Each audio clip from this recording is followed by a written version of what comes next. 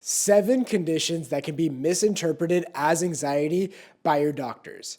See, getting treated with anxiety can be a difficult process when you're experiencing all these bizarre symptoms. Oftentimes, when the doctors do a series of tests, they say it's anxiety. But a lot of times, for anxiety sufferers, they have a hard time grasping how this can be anxiety. And what can make things complicated too is that anxiety sufferers can focus on a specific symptom. This could be digestive issues. This could be the dizziness. They can feel constantly fatigued, have brain fog. They can have aches and pains. And sometimes when they focus on that, well, the doctors sometimes give a diagnosis that's separate from anxiety. And somebody who's on the recovery journey might have difficulty understanding, is this anxiety or is this not? I might be dealing with anxiety, but I also have another condition by my doctor. In this video, I want to break down exactly what's going on. Anxiety isn't as clear-cut as getting everything rolled out by your doctor and them just saying it's anxiety. If you were like me on my recovery journey, I got diagnosed with a few things. And that made it very difficult for me to understand that this was all going on in my head. As we're guiding people through the recovery journey, the same thing happens. Most people that join the mentorship as we're guiding them and helping them overcome their symptoms and focus on long-term freedom, it's not that they were just diagnosed with anxiety. They were diagnosed with a few things. And oftentimes they have mindset shifts from focusing on this one specific issue to really focusing on the umbrella issue. So in this video, I want to break down 7 conditions that your doctor might say is anxiety, but might also not be anxiety. This is going to be a very nuanced video, so make sure to pay attention in this video. This is going to go a little deeper. I want you to really understand what I'm trying to say because there is some complexity here. There is some nuance. I'm going to do my best job trying to explain to you what's going on.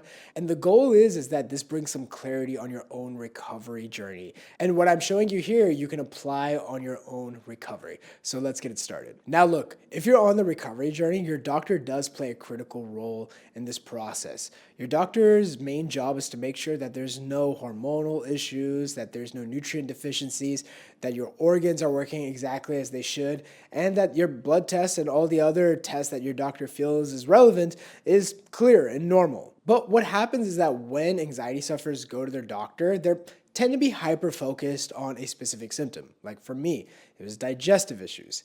And what ended up happening was I ended up getting diagnosed with IBS. Now, what was interesting for me is that once I got this label of IBS, which is irritable bowel syndrome, basically I was having digestive issues. I could not keep food down. I wasn't digesting anything. I was feeling extremely nauseous all the time, and I was losing weight dramatically. What happened was that when I got diagnosed with IBS, I started thinking that the issue with all of this was my gut. And that sure, I might be dealing with anxiety, but the anxiety was the side effect of everything that was going on in my digestion. I started thinking that I didn't have enough neurotransmitters. Maybe I had leaky gut syndrome. Maybe I had SIBO. I even thought I might have an inflammatory bowel disease like Crohn's or celiac. But as I was getting everything ruled out, as I was changing my diet, as I was taking supplements, I really wasn't getting much relief. And so the question is the IBS creating anxiety or is the anxiety creating IBS?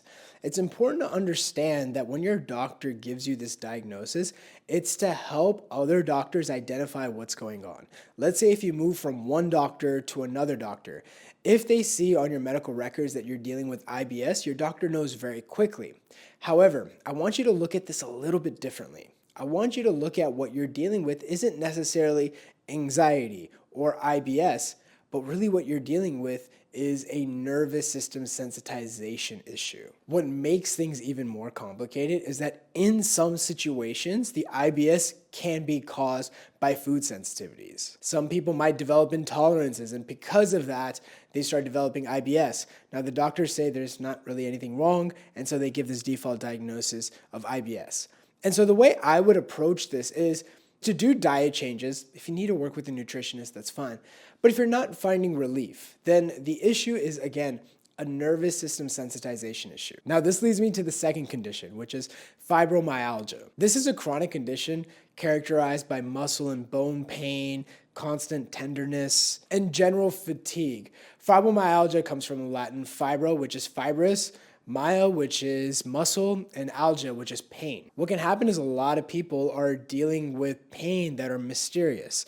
And every time they go to the doctors, they do a series of tests, there's nothing to do. So they get this default diagnosis of fibromyalgia. Now, if you were to ask a doctor, what can you do about fibromyalgia? There's not much you can do. It's just some, management tools. There might be some medication out now, but again, it's more about managing it. It doesn't really resolve the issue. And what happens is that a lot of anxiety sufferers also get diagnosed with this. And again, it's the same thing with the IBS. Is it the fibro that's causing anxiety, or is the anxiety causing the fibro? Again, it's to look at it as a nervous system sensitization issue. But the truth is that you could be struggling with fibro and IBS, but it still falls under the nervous system sensitization umbrella. One of the biggest things we focus on as we're guiding people in the recovery journey is throwing everything under the anxiety umbrella. No matter what symptoms they have, throwing it under one umbrella. But what happens sometimes is when people are not focused on the recovery journey, they start making different problems. They're struggling with anxiety and fibro, or they're struggling with anxiety and IBS. So they might be doing some things for the anxiety, but when it comes to IBS, they're in the fix-it mode.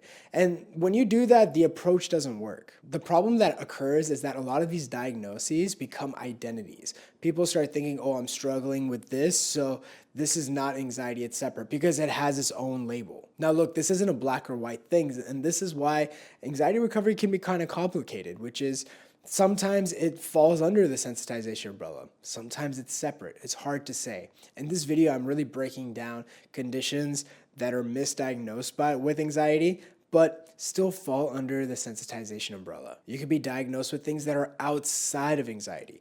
One of those examples is a thyroid condition. Sometimes people can be diagnosed with anxiety, but deep down they have a thyroid condition. Now the good news is that that's really easy to diagnose. And if that's the case, well, that thyroid issue is causing anxiety. This is not a sensitization issue. This is separate. So it's not easy to discern which one's which. And this is what made my recovery so difficult. And to make things more complicated, I know I try to simplify a lot of these things in my videos, but it's also important to understand the nuances here. And one of those things I want to describe is that shortly after my recovery, as I was recovering, this was maybe about 1.5 years in, I was actually shadowing doctors. I decided after everything I went through, I wanted to become a doctor. And so I was shadowing a bunch of doctors, orthopedic surgeons. I actually initially wanted to be a surgeon, GI doctors, neurologists, immunologists, OBGYN. I would be shadowing all these subspecialties. And we would all go to lunch every day. So I would basically go to lunch with all these different doctors, all these subspecialists. It was really great for me because I can talk to each one of them and see which career path I wanted to go to. Did I want to go to neurology? Did I want to go to psychiatry? Did I want to go to ortho? Did I want to go to OBGYN? It gave me good perspective and it showed me the pluses and minuses of everything. Now, the truth is I actually learned I didn't want to be a doctor at all. But the reason why I'm telling you this story is I asked a lot of these doctors of what they thought about fibromyalgia because it seemed too similar to what I had dealt with, which was anxiety. And all the doctors unanimously said that they don't believe fibromyalgia technically exists. Now, they said this behind closed doors. They're not saying that the pain wasn't there, but they were saying that there's no physical cause to this illness. Anytime they did a series of tests, they couldn't find anything that was the root cause that was physical. Basically, what they were saying is that this was a mental issue. Now, here's the ironic part. They wouldn't really say this to a patient directly to their face. And I learned as I was shadowing doctors is that much like myself, when a doctor would say this is just in your head or this is just anxiety, the patient would often get very angry. They would feel misinterpreted, they would feel misunderstood, they would feel gaslit. And so sometimes doctors almost have this pressure of diagnosing you with something. Things like fibro, things like IBS, these are default diagnoses. These are if somebody's having symptoms, but they can't find an issue, well, if it's a stomach issue or a digestion issue, well, then it's IBS. If it's a pain issue, then it's fibro. But what was really interesting is that the doctors felt like there was this pressure to diagnose a patient. And sometimes telling a patient, oh, you're dealing with fibro, would give that patient a peace of mind. And I saw this happening in doctors' offices. As I was shadowing doctors, I actually noticed this. Doctors would say this and I could see the patient relax and saying, oh, okay, so it's not just in my head. Now, what's ironic about all this is that What the person was really dealing with is a nervous system sensitization issue. Basically, the fibro was caused by their nervous system being sensitized. The reason why I use the word anxiety in these videos isn't because what you're dealing with is quote unquote typical emotional anxiety. I use the word anxiety because that's what your doctors have told you. They say it's anxiety. But really, if I could say the term, it would be nervous system sensitization. But again, if you just saw a video that said nervous system sensitization, you wouldn't know what it is and you wouldn't click on it. So the key to understand is rather than looking at it from a doctor standpoint, again, that's fine, but I would challenge you to look at it a little bit differently. Try to look at each of these things as a side effect of a bigger issue, which is that your nervous system is sensitized. Now, before I continue, if you're new to the channel, you might be wondering, what the heck is nervous system sensitization? Shaan said this a million times, but I don't know what this means. Well, short answer is when your nervous system hits a stress threshold, the stressors can be anything, your nervous system becomes more sensitive as a consequence. So what people often experience is their very first panic attack. And as they have more panic attacks, their nervous system becomes more sensitized. Now, as a consequence of that, they start experiencing bizarre, mysterious physical symptoms. They get scary, intrusive thoughts. They start feeling disconnected. They start feeling numb. They start getting weird emotions. They start thinking there's something medically wrong with them, but it all falls under their nervous system becoming very sensitive. This isn't like the normal stressor that you deal with. Basically, your nervous system hit a threshold and said, danger, danger, and your nervous system went into high alert. When it goes into high alert, it becomes very sensitive to every single stressor out there. And what happens is that there's physiological changes that happen in your body. So the symptoms that you're experiencing is a side effect of your body being in the fight or flight response. If you want more resources, definitely check the links down below. The desensitization blueprint is a great place to start. This helps you understand why you're experiencing anxiety symptoms, how to overcome it, why these anxiety symptoms are staying alive, and really helping you dispel a lot of the myths so that you can have a strong foundation in the recovery journey. Now, this leads me to the next condition, which is POTS, or postural orthostatic tachycardia syndrome. Basically, anytime you stand up or lay down, your heart rate changes. I was experiencing this during my anxiety days. What was interesting though is that I'd never really described it to my doctor, and so I was just dealing with palpitations. But I remember laying down, if I laid down too quickly, my heart rate would go up. And same thing with standing up. And what would happen is a lot of anxiety sufferers that join the mentorship are experiencing the same thing. In fact, you'll see a lot of people even online saying, I was initially diagnosed with anxiety, but turned out it was POTS. Well, the truth is that whether you call it anxiety or whether you call it POTS, it's still a nervous system sensitization issue. We use the catch-all term as anxiety, but you can use the catch-all term of nervous system sensitization. As you learn how to desensitize your nervous system, the POTS goes away. I never dealt with POTS again. Once I got better, once I went back to living, once my nervous system desensitized, POTS went away. In fact, during my recovery journey, POTS was one of the first things that went away. This can range from person to person. Everybody's symptoms fall off at different times. Like for example, the IBS, the digestive issues, were one of the last things to go for me. That was the most stubborn symptom. So for everybody, it's a little bit different. But one of the good things that I did on my recovery journey is I didn't make two separate umbrellas. I didn't say this was anxiety and then this was POTS. Every time I did that, I would spiral more. I had to understand that this was all one issue. I had to think about this differently. I couldn't think about this like a doctor where I was just self-diagnosing myself with all these different things based on how I was feeling. Again, there's nothing against doctors diagnosing. There's an important role in that. But again, the purpose of this video is to look at it a little bit differently, especially if you feel stuck, if you feel very confused and bewildered by what's going on. Now, the next condition is long COVID. This is something I've actually never talked about in this channel. And obviously it's a new condition where people experience long COVID symptoms. And I remember when people started talking about long COVID and we started seeing it in the news, in the mentorship team, silently in the back, I would discuss this with my mentorship team, and my mentorship team was convinced that this was all just part of a hypersensitized nervous system. I deep down believed it too, and we had a few people that went through the program that were diagnosed with that too that got better. In fact, I highly recommend checking out one of my good buddies, Miguel Batista, who has CFS recovery. He helps people with long COVID, and it's basically the same principles. Basically, what's happened is people's nervous system is sensitized, and what happens is that they experience symptoms of long COVID. Now, this is a unique situation in that the nervous system became sensitized after getting the infection. But it's not the infection that's causing the problem.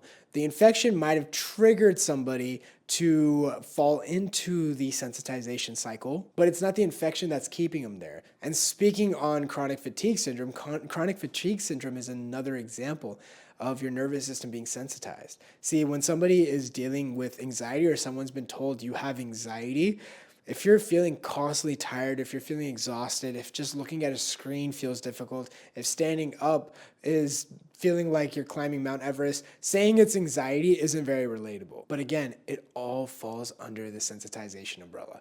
I hope you start seeing that what I'm discussing with you are different diagnoses that still technically have the umbrella of a hyperstimulated nervous system. Again, this is one of the complicated parts about recovery. It was one of the reasons that kept me stuck in the cycle for such a long time. Deep down, if I had to be honest with myself, I didn't want to admit that I had an anxiety disorder because, well, number one, I always identified as being a fearless, social person. Somebody dealing with anxiety just didn't fit my narrative. And second, I had the impression of, well, if I have an anxiety disorder, I'm always going to have an anxiety disorder. So I didn't want it to be an anxiety disorder. And so what I would do is I would latch onto these terms. Doctors would say, I have IBS. I'd be like, oh, thank God. Okay. Yeah, look, it's IBS. Look, now I can treat it. Now we know what the problem is. I would treat it. And I would go through this rabbit hole of supplements, diet changes, lifestyle adjustments, all these things, and I wouldn't get better. In fact, I was getting worse. It wasn't until I recognized that what I was dealing with was this umbrella anxiety issue, or quote unquote a nervous system sensitization issue, and throw all my symptoms under one umbrella and not trying to put labels or names around what I was experiencing. That's when I was able to recover. See, the medical model is really great at identifying specific things. They have good diagnostic terms to help you identify specifically what's going on. But for the patient, it can make things more complicated. These high-level words that doctors are using, patients start embodying those words and they start using them as identities. And it makes the recovery journey or the healing journey just even more unnecessarily complicated. Again, I'm not saying there's anything wrong with these, but I'm also having you think about this a little bit differently. Now, the next one is PPPD. Simplest way to look at it is constant dizziness, feelings of vertigo, or balance disturbances. Now, what's ironic is I also got diagnosed with this. And it actually happened as I was getting panic attacks. When I was getting panic attacks, I was feeling constantly dizzy. I felt like I was on this boat. And it was really easy to think, okay, there's something else going on. I remember once I went to a doctor and I was hyper focused on it. And the doctor just diagnosed it as labyrinthitis, which is basically an inner ear infection that's caused by a virus. There was no diagnostic tool. It was just based on the symptomology. Basically, all the symptoms that I was experiencing, I just told the doctor and they said, yeah, sounds like labyrinthitis. If I went to another doctor, it's very possible that they would have diagnosed it with PPPD. But basically, the constant dizziness made me think that there was something going on with my ears. And the constant panic attacks made me feel like I was going to lose control. And because I was having this dizziness, I stopped driving, I stopped going out because what if I fall? What if I collapse? I wouldn't be too close to a ledge because what happens if I lose my balance and fall? Again, I think you understand where this is going. It is all just part of the sensitization umbrella. Once I learned how to desensitize my nervous system and make all these different symptoms part of one problem and just respond the same to each one, well, I ended up recovering. And the last one, and something I really struggled with, was insomnia. I don't think I slept for a whole year. I was taking trazodone, I was taking basically everything, Xanax, I was taking Klonopin, all these different things to help me sleep. And for a long time while I was going through the recovery journey, I thought that I was dealing with insomnia, something I'd never dealt with. My mom had a very difficult time grasping that because she used to tell me when I was a kid that I was the most carefree kid. I would just play, and sometimes I would just fall down and just pass out. It didn't matter where I was, whether I was in a mall or if I was just with some strangers, I would literally just pass out in their lap. And my mom would get so concerned because she would just think this kid is just gonna run away and just go home with some other family and not even realize what's going on. So going from that to basically not even being able to sleep, basically waking up at the same time every day with a panic attack and then getting up and starting to pace, basically being an adult and going to my parents' room and saying, hey, I can't sleep, I don't know what's going on, almost acting like a child. It was very hard to grasp. And I became identified with this idea that I was dealing with insomnia. But one of the things that I realized was that I was using these labels, what the doctors were saying, as identities. And so if you've made it to this part of the video, I really want to give you some tips to help you understand, or really actually give you some advice that really helped me on the journey. One of the things that really helped me on my recovery journey was I let go of these diagnoses. It wasn't that I was dealing with IBS or insomnia or PPPD or fibromyalgia. I didn't make my symptoms a big deal. I wasn't using big words for what I was experiencing. I was dumbing it down. So it wasn't like I was experiencing POTS, or in my case, palpitations. My heart rate was just a little bit elevated. Oh, I'm not dealing with IBS. I'm just experiencing a little bit of nauseousness, or, I'm just feeling like I'm having an upset stomach. I started using more simple words. Think of it as happy and sad. But I wasn't saying, oh, I'm experiencing symptoms of manic and symptoms of depression. I was just using more neutral words. That helped me break from the identity that I was having. So if I was having intense dizziness, I wasn't experiencing labyrinthitis or PPPD, I was just feeling a little bit dizzy. Not a big deal. And this helped me from overreacting to my symptoms. It also prevented me from going into these rabbit holes of self-diagnosing myself and Google searching nonstop, trying to figure out what was going on. So this really helped me. I had to learn to let go of these disorders or these conditions or these identities altogether. I just said my nervous system is sensitized. All I'm experiencing are symptoms of a little bit of my heart racing. That's totally fine. My nervous system is sensitized. I'm experiencing some digestive issues. It's okay. It's just my nervous system is sensitized. As I'm desensitizing it, these symptoms will go away on its own. Contrast that to what I was dealing with when I was really struggling. Oh, I'm dealing with heart palpitations. Oh my God, I'm dealing with a heart attack, or I'm dealing with POTS, or I'm dealing with some intense thing that the doctor hasn't diagnosed. I'm experiencing digestive issues. Oh my God, I'm struggling with IBS. I let go of those words. I was basically saying, I just have some digestive issues. Oh, I just feel a little bit sad. I'm not depressed. I'm just feeling a little bit sadness today. That's okay. I'm just experiencing a little bit of haziness.